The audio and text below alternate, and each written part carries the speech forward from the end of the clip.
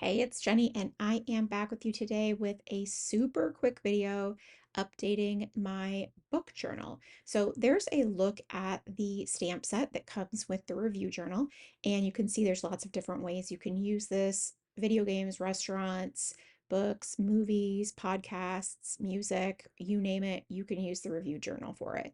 I don't do a ton of videos about this because it's not exactly the most exciting thing to talk about. There's only a few basic things that I do. But I think one of the things that is new-ish since I have maybe last shared a video here is that I am now printing these book titles on sticker paper, and I will link up the one that I'm using below. It works so good and it's so nice and thin, and I'm loving that.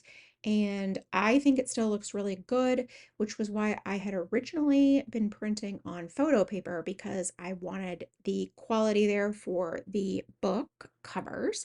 But I think that this is working really great, and I like that it is thinner. So I do keep the stamps that I use over and over for this journal on blocks in that little box, and it works perfectly. Honestly, it's just like the perfect size. Every part of it is great. And what I'm going to say about the ink pad that I'm using is that it is a crazy old ink pad. When I tell you that it is 15 years old, okay, maybe not 15, but like 12, it is so old. So it is not juicy at all. I would not recommend using a really new one, like a really wet, a really juicy one, but a little tiny bit, you know, older one would be great. I also need to stop pressing so hard. For some reason, with the Papermate Flare markers, or pens, I press really hard. So I need to either stop using them or switch to a different pen because I don't love how they shadow so heavily on the back side. But it's not really the paper so much. I mean, it's really more me. And for whatever reason, this is a problem that I have with these particular pens. Because I don't have this problem with these Sharpie pens. I don't have, like that kind of thing. So anyway, it's just a thing for me. So I don't write on the left-hand side of the page because I don't want to. It has nothing to do with the shadowing. It has nothing to do with anything other than, you know what? I don't love writing on the left-hand side of the page. If you see my daily diary videos, it's just not a big surprise. I don't write on the left side of that book very often either. I do sometimes, but not very often. I just don't enjoy it. I, for whatever reason, don't like the way that it feels, and I don't have to, so I don't. There's nothing more than just that. So anyway, so I do like to use the different icon that represents. So I use the headphones one for audiobooks. I use this other little one for e-reader. I also have one in that box for like a paper book. I don't read paper books very often because I mostly read either in the pool or at night. And yes, I have a book light, but I don't love it. So I would much rather use an e-reader, and so that is why I mostly use those things. But I do sometimes use paper books, just not that often. And sometimes I do it like in together, right? Like, so I'll read on an e-reader and a paper book, but it doesn't feel that important to notate both of those things. So I usually just do the e-reader. So yeah, there's that. The colors of the stars are not related to anything. They are just rainbow order. That's it. I like rainbows. I like rainbow order. And so I decided that it would be a good setup for me to just do it in rainbow order, and I was right. I do enjoy it very much.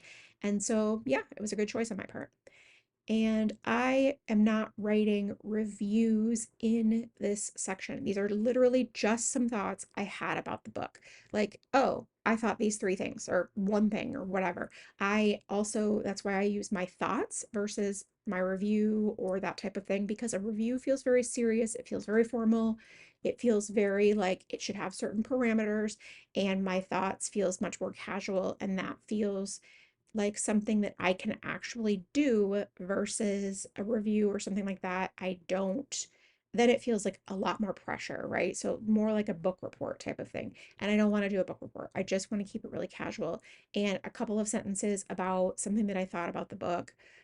And that really, really works well for me. And this is something that I can actually keep doing because otherwise I get really hung up on like, oh, it has to be super important and meaningful. And then I don't want to do it because it feels like it's too big of a deal. So this keeps it nice and casual and something that I can keep up with, which is the entire purpose of this journal because I really wanted a physical reminder of the books that I read.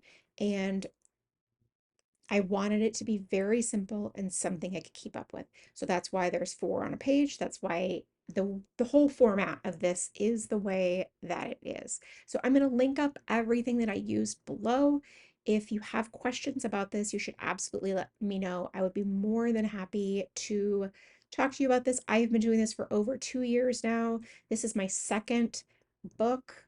I have another one, and if you scroll back, you can find it. I love that one too. They are both fantastic, and I would easily and happily do either one.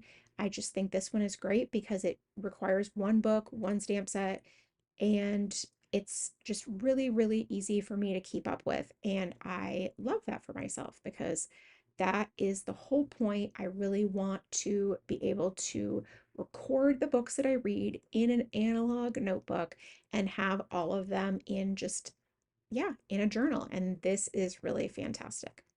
Anyway, that is it for me. Thank you so much for stopping by and watching. If you have any questions, please leave it in the comment box below and I will do my very best to get back to you. Thank you so much and make it a great day.